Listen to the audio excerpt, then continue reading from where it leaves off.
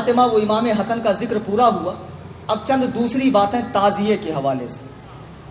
میرے پاس ایک صاحب آئے, کہنے لگے مولانا حضور شیخ الاسلام علامہ مدنی میاں صاحب نے تعزیہ جائز کہا ہے, فلانے نے جائز کہا ہے, فلاں جائز کہتے. تعزیہ کا مطلب آپ جانتے, اس کا مطلب ہوتا ہے تعزیت, پرسہ دینا, غم میں شامل ہونا. اعلیٰ حضرت رضی اللہ تعالیٰ عنہ فرماتے کہ تجدید غم حرام ہے, یعنی ہر سال غم کو تازہ کرنا حرام. اگر امام حسین کی یاد میں آنکھ سے آنسو نکلے اور دل میں درد ہو تو یہ جائز ہے, محبت ہے, ثواب ہے. لیکن سینہ پیٹنا, کپڑے نوچنا, بال نوچنا, تلوار سے, چھری سے, چاقو سے اپنے آپ کو زخمی کرنا, یہ سب ناجائز و حرام اور جہالت کے کام ہے. اسلام میں کسی بھی میت کا غم, کسی بھی دنیا سے جانے والے کا غم 3 دن سے زیادہ منانا جائز نہیں ہے. البتہ عورت اپنے شوہر کا غم 4 مہینہ 10 دن منا سکتی ہے.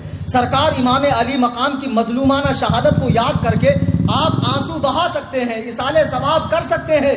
لیکن یہ جو تعزیہ بنانے کی بری بدعت ہے, اس کو مختار ثقفی نے شروع کیا تھا, جس نے بعد میں نبی ہونے کا دعویٰ کیا, اور ہندوستان میں اس کو تیمور لنگ لے کر آیا اس بری بدعت کو, اور پورے ہندوستان میں یہ بدعت ہو گئی کہ 10ویں محرم الحرام کو اپنے ہی ہاتھوں سے بنایا ہوا وہ لکڑی کا وہ خوبصورت پنیوں اور پلاسٹک کا ایک تیار کر لیتے, مینارہ وغیرہ, گنبد وغیرہ, اور اس کو لے کر چلتے ہیں. پھر کوئی اس میں دھاگا باندھ رہا ہے, کوئی اس کے آگے گر پڑ رہا ہے, کوئی اس پہ نذرانے پیش کر رہا ہے, کوئی اس کو پھول ہار چڑھا رہا ہے, اندر نقلی قبریں بنائی جا رہی, کوئی فاتحہ پڑھ رہا ہے, کوئی سمجھ رہا ہے اس میں امام حسین ہے.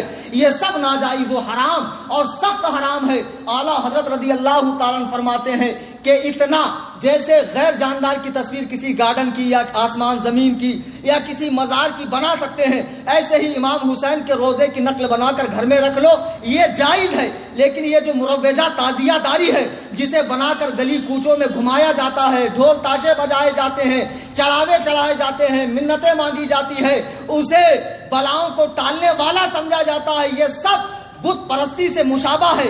کیا یہی کام کفار نہیں کرتے؟ وہ اپنے ہی ہاتھ سے کریٹ کر کے 10 دن اس کی خوب خدمت کر کے 11ویں دن اسے لات مار کے گراتے ہیں جب وہ جاتا نہیں ہے پانی کے اندر. یہی حال تمہارا بھی تو ہے. تم نے کیا تماشا بنا کر رکھا ہے دین کا؟ ان تازیوں کا دین سے کیا لینا دینا ہے؟ پھر بھائی لوگ کہتے ہیں مولانا حضرت وارث پاک نے تعزیہ دیکھا ہے. بھیا کون سی کتاب میں لکھا ہے؟ لال کتاب میں لکھا ہے. کوئی لال کتاب میں لکھا ہو تو الگ بات ہے, اگر کوئی مستند کتاب میں ہے تو قیامت کے لیے اٹھا رکھا ہے, لا کر دکھا دو نا یار. میں بھی دولہا کھیلتا ہوں 10ویں محرم کو, پھر میرے بھی آنگ میں آئے گا. کیوں انتظار کر رہے ہو بھائی؟ وارث پاک کو بدنام مت کرو. اور بالفرض اگر وارث پاک نے دیکھا بالفرض, تو وارث پاک نہ قرآن ہے, نہ حدیث ہے, نہ اجماع ہے, نہ قیاس شرعی. کسی کے ذاتی عمل کو دین میں حجت نہیں بنایا جا سکتا ہے. دین میں حجت بنے گا قرآن, حدیث, اجماع, قیاس. کسی کا ذاتی عمل دین میں حجت نہیں بن سکتا ہے. مولانا حشمت علی خان صاحب کو کوئی پرابلم تھی, انہوں نے اوجڑی کھانا شروع کیا ڈاکٹر کے مشورے سے. اس کا حل اوجڑی سے ہی تھا. بعد کے مریدوں نے اوجڑی کو سنت سمجھ لی. ارے بھائی انہوں نے کوئی پرابلم سے کھایا, سنت تھوڑی ہے اوجڑی کھانا, تو مکروہ تحریمی. لیکن کیا سمجھایا جائے؟ تعزیہ داری ایک بری رسم ہے, اتنی بری رسم, اتنی قبیح رسم جو امام حسین کے مقصد پہ پانی پھیرتی, امام حسین کے مقصد پہ, ان کی قربانی پر پانی پھیرتی ہے. مجھے بتاؤ تو سیدہ کے لال نے 3 دن تک بھوکے پیاسے رہ کر اپنا پورا گھر بار کیوں لٹایا؟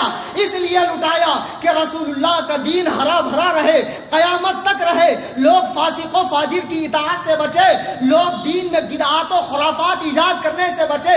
آج وہابی دیوبندی کہتے ہیں سارے بدعاتی بریلوی ہیں. بریلوی علماء بدعات کا رد نہیں کرتے. ان کے حلوے بند ہو جائیں گے, ان کے مانڈے بند ہو جائیں گے, ان کے ملیدے بند ہو جائیں گے. تم نے میری تقریر سنی ہے اور میں کتنا پکا بریلوی ہوں تمہیں معلوم ہے. میں اعلیٰ حضرت کی فکر کو عام کرتا ہوں, میں اعلیٰ حضرت کی تعلیمات کو عام کرتا ہوں. دیوبندیوں اعلیٰ حضرت کی کتابیں پڑھو.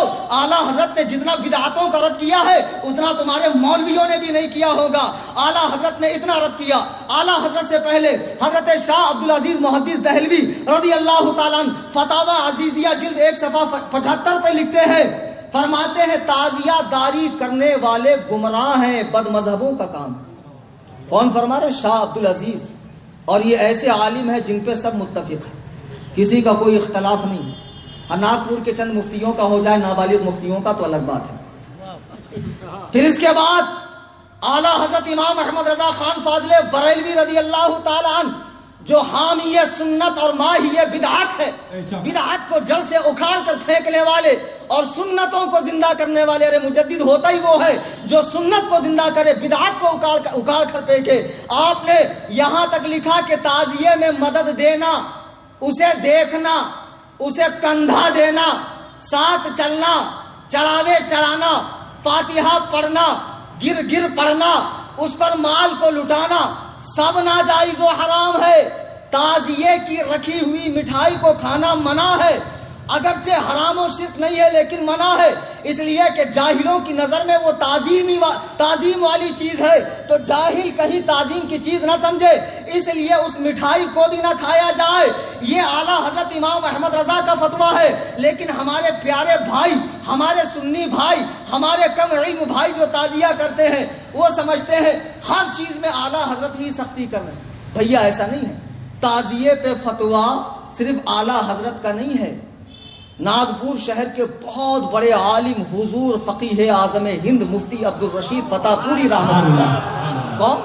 ناگپور شہر کے ہی ہے نا، ان کا فتویٰ بھی ہے کہ تعزیے کا سامان مسجد میں رکھنا حرام، مسجد میں بھی رکھنا حرام، اتنی بری چیز ہے تعزیہ۔ ان کا ہی نہیں، مراد آباد، ہبلی، کرناٹک، بہار، یہاں تک کہ جملہ علماء اشرفیہ، علماء پاکستان، بمبئی، علماء منظر اسلام، یہ سارے فتاوے ہمارے پاس موجود ہیں۔ اب کوئی کہہ رہے ہیں کہ بھیا فلاں نے حضرت نے جائز فرمایا ہے، مدنی میاں صاحب نے، ان کے بھائی نے۔ آپ کو پتا ہے مدنی میاں کے پیر و مرشد کون ہیں؟ حضور سرکار کلاں سید مختار اشرف صاحب رحمۃ اللہ علیہ، بڑی عظیم شخصیت۔ ان کا فتویٰ معلوم ہے آپ کو کیا ہے؟ حضرت سید مختار اشرف صاحب کی چھوچوی رحمۃ اللہ علیہ فرماتے ہیں کہ امور تعزیہ میں، تعزیہ کے کاموں میں مدد دینا حرام، تعزیہ کو مسجد کے اندر لانا، اس کی تعظیم کرنا حرام، حتیٰ کہ بنیت تعظیم دیکھنا حرام، اسے کوئی علاقہ نہیں ہے۔